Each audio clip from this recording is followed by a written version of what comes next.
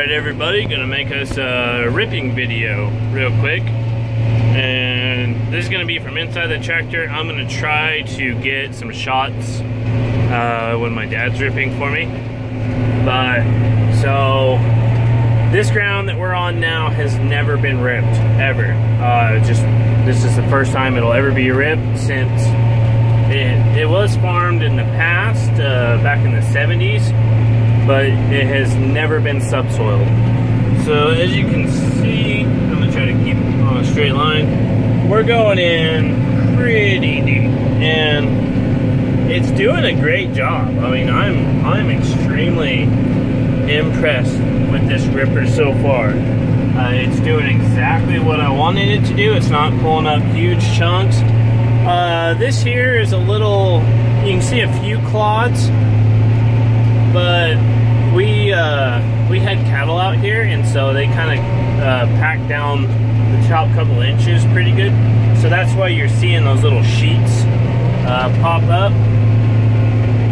Now, the one thing I will say, I am going to look at getting a rolling basket. We call them crumblers. People call them rolling baskets. They're the, you know, what you put behind a disc that just rolls along. And I'm going to look at putting it behind this. They do have, me and Ted were looking quite a bit, and they do have they're called berm tucker wheels, and they put there's two wheels on each side of the shank, and it just goes right along, and it just pushes that down. You can step on one of those trenches, and everything just folds right down. And so that way, if we wanted to say we wanted to subsoil something that was really compacted after grazing, or you know, we just had a problem spot, we could do that, and it wouldn't leave this little trench or something, and we could come right in behind it and just no-till across it, and that way we didn't have to disc it and all that fun stuff. It'd just be kind of a quicker thing.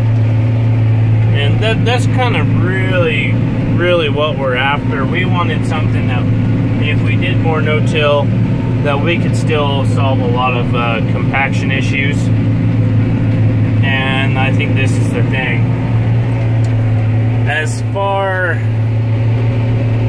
as this ground, I mean, this ground absolutely needed it. Our other two circles were just hard as a rock. I don't have one of the little pressure probes that you put down and see, you know, how much pressure it takes to get through. That is something I'm gonna get this year.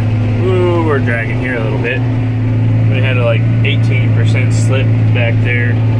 I've hit some pretty tough spots.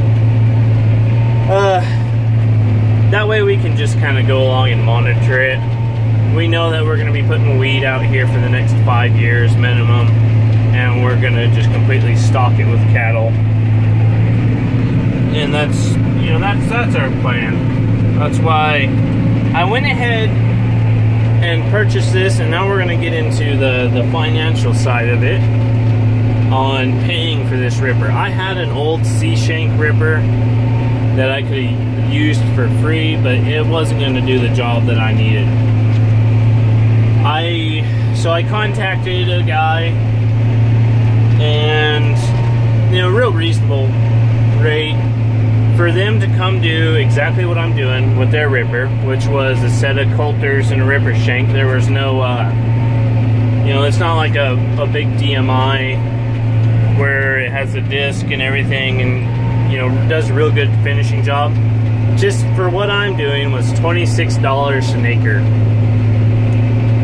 Now, this circle we're on is 125 acres. We're gonna do this circle twice. I did the other 100 acres already once. So that puts us, you know, over 300 acres.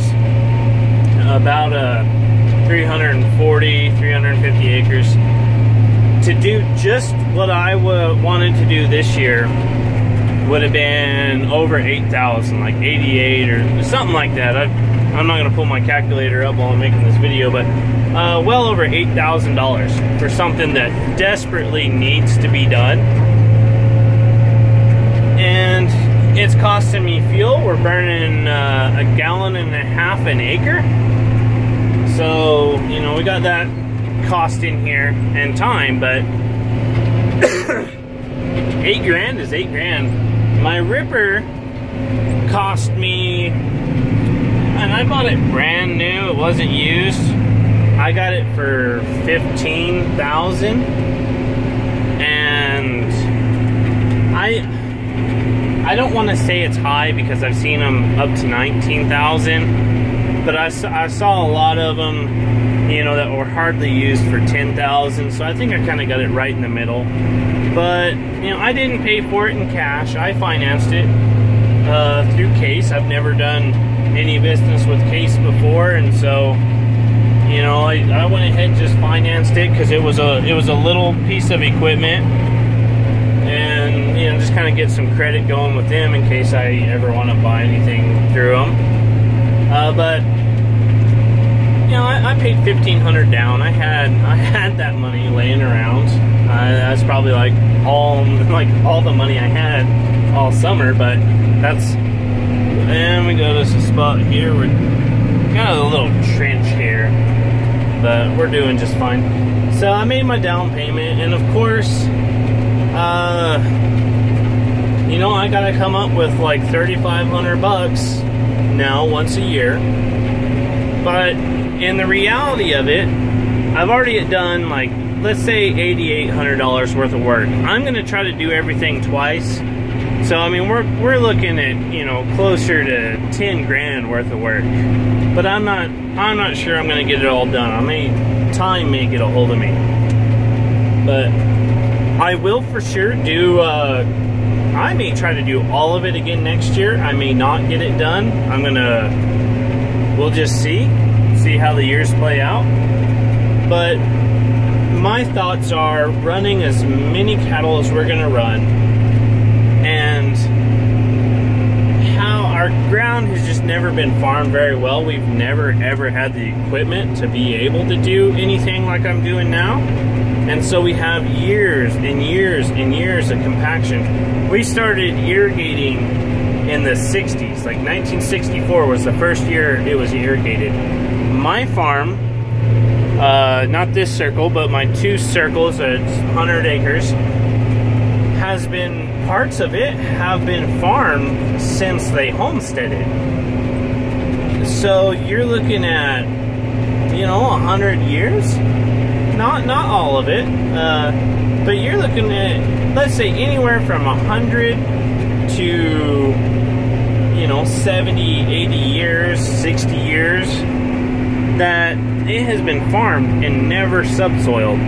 I did a couple of rounds of subsoiling the past 2 years, and I could never go that deep, just because I did it one time, and I had to go through and disc it, and I was always in a hurry. But now with this, and this tractor, you know, I know that I'm going to do it twice, and I have the equipment to do it and just leave on it, then, you know, I'm going to start trying to correct some of the problems. And, you know, and it just comes down to money. You know, $3,000, $3,500 a year that's still $3,000. I mean, nobody's just walking up handing me cash. I got to go make that kind of money. But I was gonna pay somebody else to do it anyway. So I think it's actually something that's gonna make me money. I know I have an issue with compaction in my plants. You know, maybe they might be having an issue getting to all the water. I know they're definitely gonna have an issue getting to all the fertilizer I'm putting down. And just that alone may pay for this thing in tonnage and yield, with them being able to get everything that they can.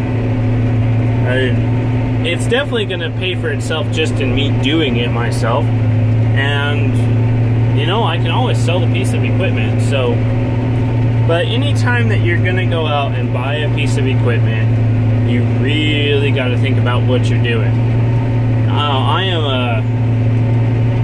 I I feel like I can say that because a lot of times I will go out and I'll need to buy something, but I really don't have any way to pay for it or justify how I'm going to pay for it until either right before I buy it, or like this tractor. I know I needed this tractor. I needed another tractor. I didn't want to buy an old pile of junk.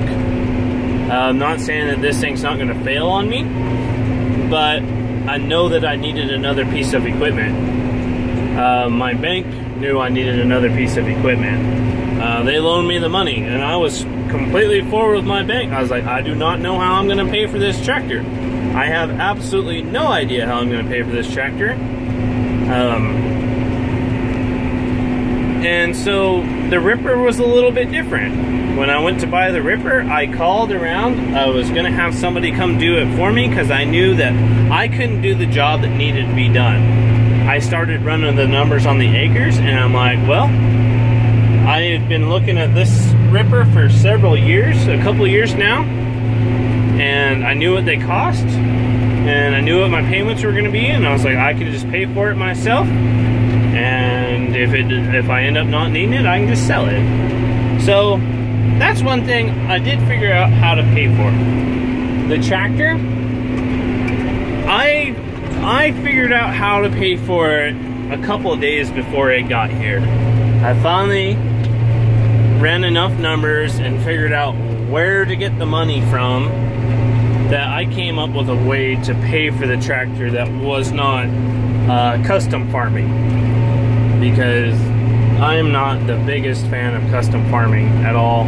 I'll do it, I like the money, but I'd rather find another way to pay for it. So, you know, it's always a gamble no matter what you do. But if you can make it an educated gamble and try to do something, you know, really kind of put something into it, that's kind of the best way. You know, and this thing may not work. This may not save me at all. This may just, you know, who knows? I think it will. I will find out over the next couple of years, and if it works, that's great. I'll keep it. If it doesn't, somebody else will own it. There's always somebody around here needing a heavy tillage tool. But kind of touch on my weed problems. So you can see I have some grass coming in. I never sprayed this. I wasn't going to. This side is a lot worse than the other side. I hate the other half. This side I just grazed out, so the weeds kind of just came in, but I decided not to spray it because I knew I was gonna subsoil it twice and I was gonna have to disc it to smooth it out. And since I already got to spend the money on diesel, I'll just kill it with the disc. And this ground also never being ripped before, I did chisel it, but it left a lot of like the sod grasses. And this is, you know, another way that we're trying to get them worked out of here. Eventually, if we do run out of water here, we will just plant everything back to grass and go from there. But we're hoping that our water holds out and we can keep raising wheat and putting cattle on it. But, you know, that's also another one of those educated guesses. You know, we know we can do it for X amount of years financially through cattle, but if the water does run out, we may not be able to find more irrigation water. So by then, all the pivots and everything should be paid for. This pivot's the only one I'm working on paying for. I just put it in. You know, by then we should be able to put it back into grass and it'll just go on being cow pasture. But we hope that it holds on longer than that. I think it will, but that's just kind of one of those things.